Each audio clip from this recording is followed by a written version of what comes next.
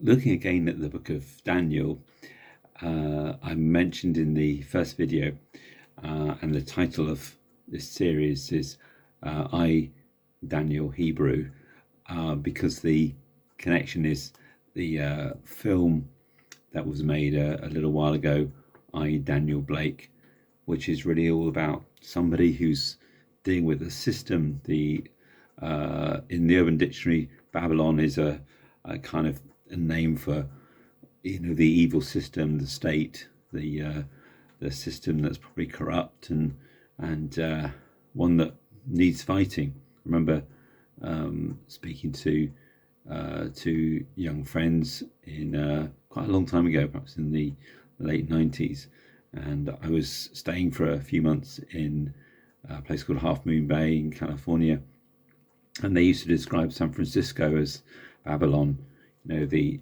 sort of evil city. Of course, thinking a little bit about Revelation, the end of Revelation talks about how Babylon, Revelation 18, I think 19, isn't it? But how Babylon is fallen, Babylon the Great, where all the world's commerce and power and its sort of worldly strength, its system collapses.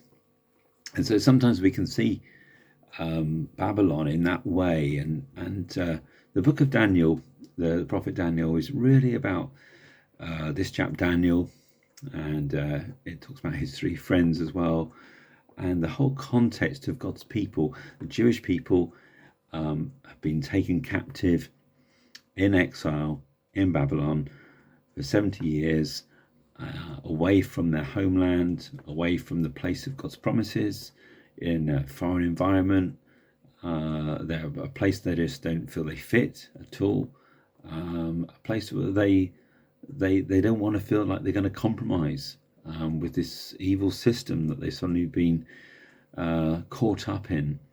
And so we can feel like that sometimes, can't we? With the film I, Daniel Blake is all about a man, 59-year-old widower, a carpenter. Not really, his working prospects are really, really difficult.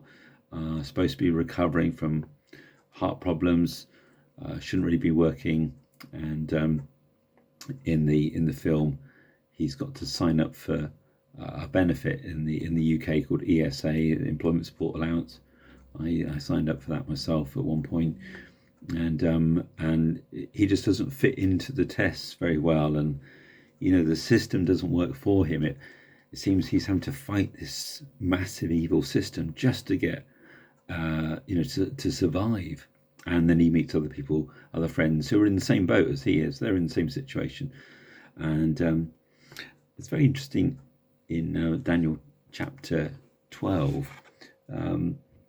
Verse 5, actually, I suddenly realised it does say I, Daniel, in the book of Daniel.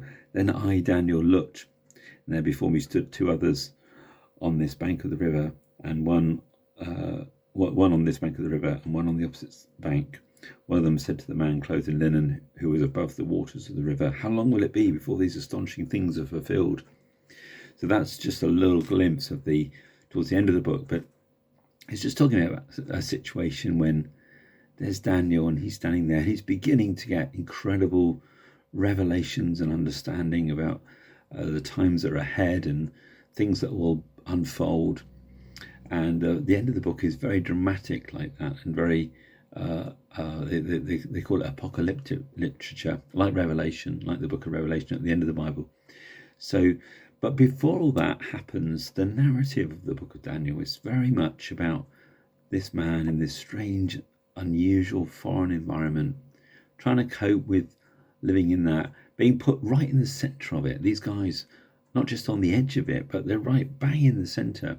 They've been trained up. They've been seen as great material for leadership, great material for intellectual capacity. Great opportunities are ahead of them. So they're like, so they've plunged straight into working for, one of the top commercial banks in the City of London. They're really right at the very heart and core of this system. They're not people who are on the fringe of it at all. and they're having to work through, what does it mean to be a God-following person when I'm bang in the middle of this? And they were against their will, really. They were just put into that position. They didn't really have much of a choice, really. It wasn't that they applied for the job. I mean, they were exiled, they were captives, and they were given new names. The whole deal, really. I don't think there were many choices available for them as to which career path they could take. They were pretty much told, this is what you're going to be doing, and a lot of training up, so they understood the culture they were going into. And so I looked at the first video just briefly at a little bit of Daniel chapter 1, and it talks a little bit about the context, how they came into this world, and the difficult thing that they suddenly experienced almost straight away is that this lack of value for the things that they valued. The articles of the temple, which were absolutely precious to the Jewish people, were carried off and put into the temple of Nebuchadnezzar's God in Babylonia, in the treasure house of his God. Is almost like, well, I've got your God now. I mean, it was that kind of mindset those days, that my God's taken over your God, a bit like a game of chess, and my God's bigger than yours. And so this sense about their position in that kingdom, and also in a sense the relationship that the God that they served, was he lesser? I mean, the Babylonians had taken over Israel. That was a fulfillment of prophecy, a fulfillment of what God said would happen if the people of Israel had continued to be disobedient, and of course that happened. So was this a takeover? Was it kind of, the big firm taking over the small firm, and this little Hebrew God was getting sucked up into this massive corporation called Babylon? And so what we see unfolding in the book as time goes on is actually that's not quite the case. This God who they serve, he turns up in really tough times, in really difficult moments. He turns up when they really need him to be there. Actually, that starts to really shake things. It starts to shake the whole system. Something about the God who lives and they serve shakes this massive system to the core, shakes Nebuchadnezzar's life, and the writing on the wall, lots of other examples, that seem to really speak to the heart of, there's this greater and more powerful God who works and fights for the purpose that he has for Daniel and for his friends.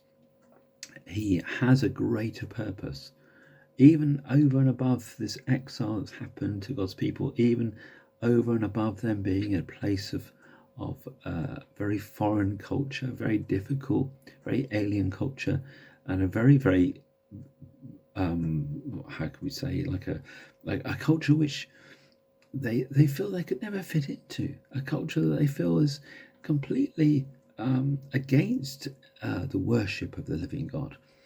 And so they find that their God shows up when they really need him.